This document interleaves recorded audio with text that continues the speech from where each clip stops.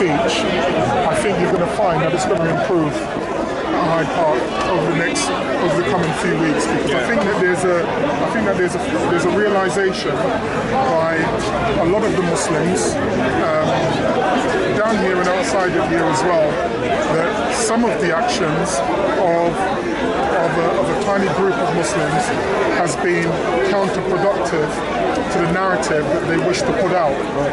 And as I said previously, I felt that there's been a pattern of behaviour over the last 2 or 3 months or so that we've all been quite shocked at.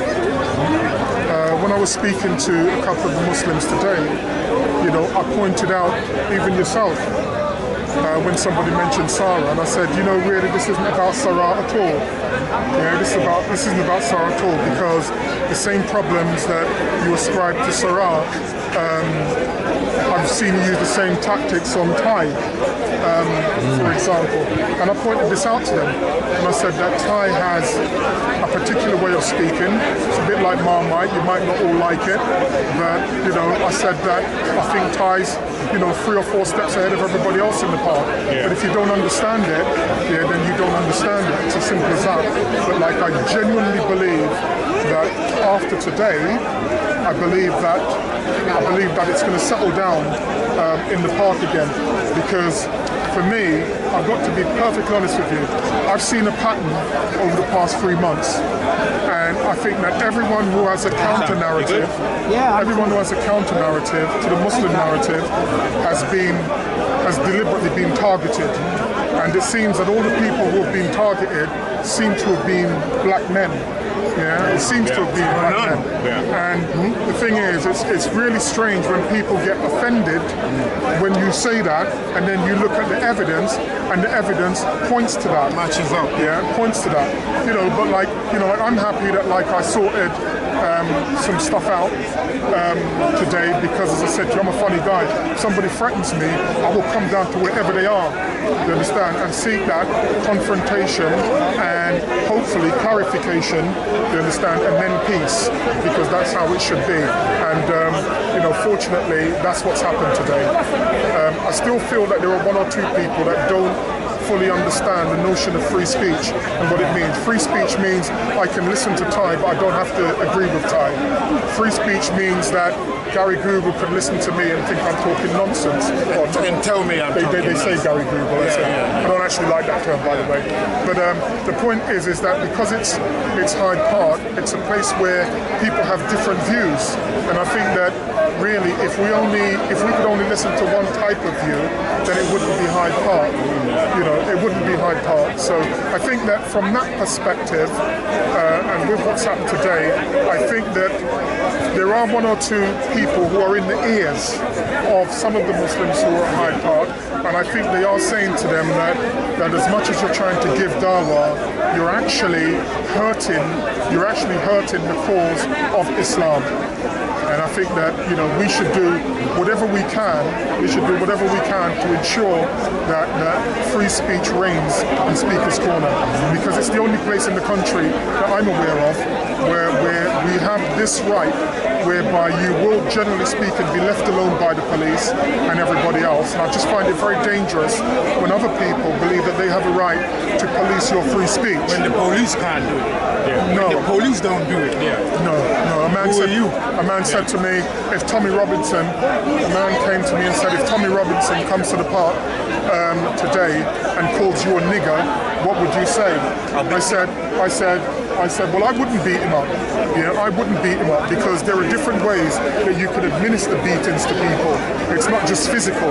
And we have to be very careful that when somebody says something to us which is offensive in this particular arena, even if it's somebody calling you a nigger, yeah, you have a right, yeah, or you should be able to control yourself. So if Tommy Robinson was to come to this park and say to me that I'm a nigger, I would ask him for his evidence, yeah, as to why he believes I'm a nigger, and then I would totally destroy his argument. And what it actually means. Yeah, and I would ask him, what does it mean, and sit down. Because you see, the thing is, one thing I'm clear of is that ignorance lives by itself.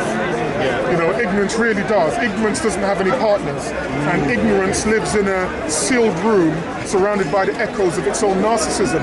You understand? And that's what it wants. It wants you to leave it so it can carry on doing what it's always done. Instead of when people coming out with arguments, there is a counter narrative to their argument. So if it's Hyde Park, I don't care what you say to me, yeah, even though I'm a big guy, you're not going to get me to put my fists up unless you're going to put your hands on me first. Yeah. And on that basis, and I pointed out, if you put your hands on me first, yeah, which is what I pointed out, that some people are going to be destroyed. You understand? That doesn't mean that you're aggressive. Actually, it means it shows your love of peace, that you're prepared to suffer anything from people, say whatever you like, just don't think that you can threaten me and then put your hands on me. I don't think that's it. They tried to say that you threatened them by saying that, though. I was speaking to the geezer last week, and he was saying... I think that's a general narrative that we all should take on board, you understand? No. Can I just say to you, I think we cleared that up today. That's not what I said at all. What it was Hamid had given an apology which I said was insincere, and on the basis that it was insincere, I'm not going to accept it under that. When I said that, it seemed as if he took offence to that, and then he then said, well, if I see you at the park in future, yeah, I'm going to be up in your face, and it's not going to be like first time. And I'm thinking, like, I was desperate to come down here last week, but I couldn't. I came here today, and I immediately was up his face, because you're now going to have to repeat that. You understand? I'm saying that to give him his credit, yeah, to give him his credit, he did retract a lot of what was said, and sometimes when people retract what they say, it's not good for you then to carry on pushing the envelope. You've got to humbly accept it, and so on the basis of what he said, I think that latterly, by the time I got to the end of the conversation, which was a long one, I believe that he was sincere. I believe that sometimes people can say things and it comes over in the wrong way. It's just that I'm like any other man. If you threaten me, you understand, I'm going to be here, and then just back it up. But like I think that he was sincere. I think that it's been dealt with. It's as simple as that. The one point you made, which I think was very good, when you said that this question of free speech that I didn't hear you. Sorry? When you mentioned that the free speech is paramount in this part particularly, and that's what they can't really deal with. Because I actually heard, and the person is here today, but I'm not going to point out earlier, and he actually said, I don't know if Gary could remember, he actually said that he doesn't believe in free speech. No, but can I be honest with you? Can I be honest with you? Yes, that's right. Some of them don't understand the notion of free speech or the democratic principle of free speech. However, I have to be fair. Do you understand? Even to somebody, I'm not going to say I don't dislike Hamid. Yeah, I don't dislike him. I believe that we have totally different views. Do you understand? And as I said to you, he spoke to me today, and I felt that he was sincere. I think that I should also point out that whereas once upon a time he was saying that if anybody says anything against the Prophet ﷺ, he's going to do X, Y, Z, he has now said, which I think is very, very good. He has now said that if Sarat is at the park, anybody's at the park and he hears any type of negativity regarding the Prophet, he's going to ignore them. You understand? Now, for me, when Hamid takes that position, he is now in the winning position. You know what I'm saying? He's in the winning position because A, he's controlling himself, yeah, and B, he's not feeding into any negativity. You understand? Which is the position that they should have taken in the beginning. But let me just be very clear that I'm not in any argument. You understand? I'm not in any argument with Hamid. You can't accept someone's apology and then go back on that. They have their view. Yeah, we have our view, or I have my view. We have our views here, and we have our views. Everybody here does not agree with everybody else, and I don't see why they should. And I and I follow the stream of events, you know.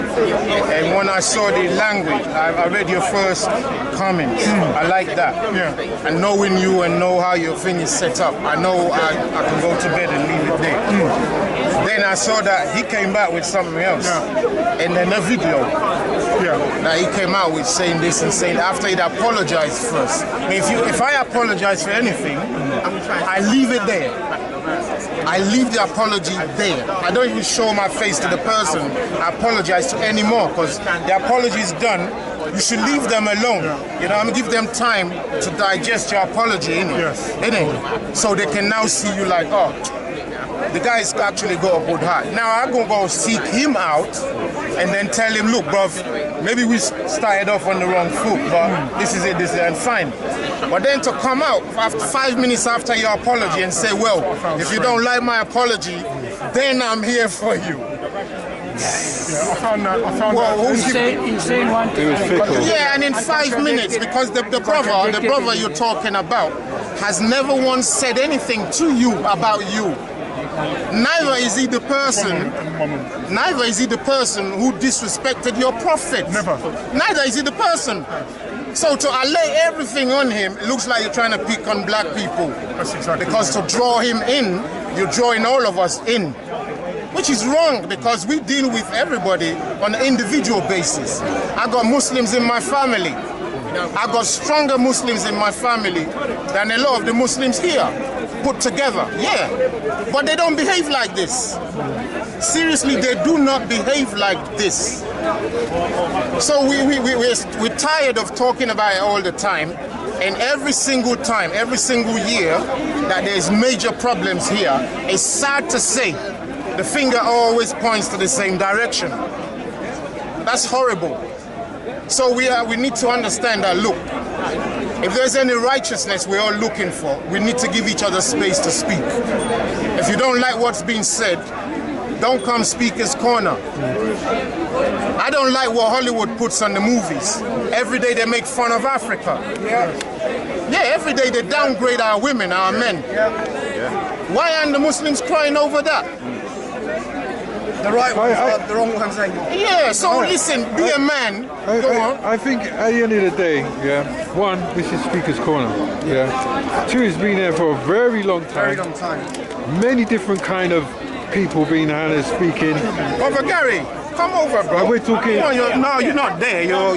We're talking famous people. So Brother Gary, your voice, man. Yeah. People to see that we're in the mix. We're talking very famous people, you know, who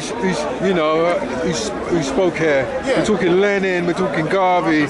We're talking Kwame. I mean, no, seriously, every man. Giants. Ian, every man that stepped on here is the man like us. Yes. We're the if we don't start taking what you control and credit for being here, then we don't deserve being here. The other thing is that, you know, the whole world is watching this place of freedom, where we can share ideas and whatnot. Now, we may not like what someone says, and you have the right to heckle the hecklers. Yeah, you have the right to heckle. Yeah. And we may not like the heckling. Yeah, but it's Speaker's Corner. The key is part of it.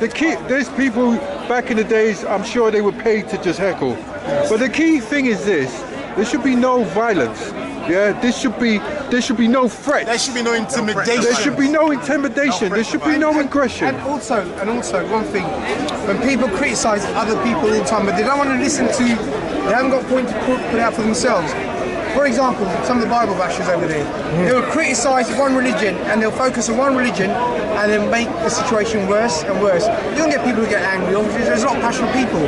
But then if you're out there preaching the Bible, preach the Bible. And if you see a Muslim scholar preaching the Quran, he'll never put the Bible down, he'll listen. I've noticed this for many years, that he'll listen to the person asking the question and he'll answer him. Whereas the Christian people over there, and what they do is they'll just heckle Islam, bang, bang. But you know what, my brother? Everybody, you know what? Like I said, it's Speaker's Corner. The power here is the mouth. So it don't matter what you're doing. If you're preaching or you're teaching, or you're heckling, that's your right. This is the key thing here. It's about our Let me rights. ask you something, bro. I know it looks like. Anyway, guys, just before we leave, there's two words I thought to drop that needs to become part of our language: Afro-phobia and Negrophobia. Yeah, there's a lot of Afro-phobia and a lot of Negrophobia from time immemorial. We started everything. We started Islam. We started what you call Christianity. Anything started on this earth, if we were not there, it didn't start. That's why there's the phobia on black. But you need us. That's why the only people you're picking on right now in the park is black. We're not picking on you personally. If Islam, if Christianity is real, I would be so proud to just, listen to what I'm saying, brother. You can't go up to Usain Bolt and tell him he can't run. And you don't need to argue with him. Just start the run, innit? So if Islam is not a lie, you don't need to shout. It needs to be self-evident. If you're shouting, it's because it's not self-evident. Or if you're getting upset. Making threats. Making threats. We're touching a nerve. What nerve is it? The nerve of unsurety? Or what nerve is it? No, I think that's just passion. You know what I'm saying? So look at it like this, brother. If you really believe in what you say is yours, let it speak for itself. You can be the mouth for it, but don't push people to it. Because guess what? I can assure you, them shoes you're wearing, they didn't push it on you. You looked at it by yourself, you thought about it by yourself, and you paid for it by yourself. Why should anything else be different? I think the same analogy applies with, like, for instance, Mayweather and Conor. Say again? Mayweather and Conor. Oh, this one coming up. Yeah? Money making thing. Well, we'll see. We see who's talking shit. I will smash him, don't worry. You know, and that's it. We see what the truth is. You understand? Round up, brother Gary, say Don't something. matter. Say We'll see something. what the truth Just in is. case brothers want to move on. Okay. I was gonna have I wanted to reach out and comment. 5-0.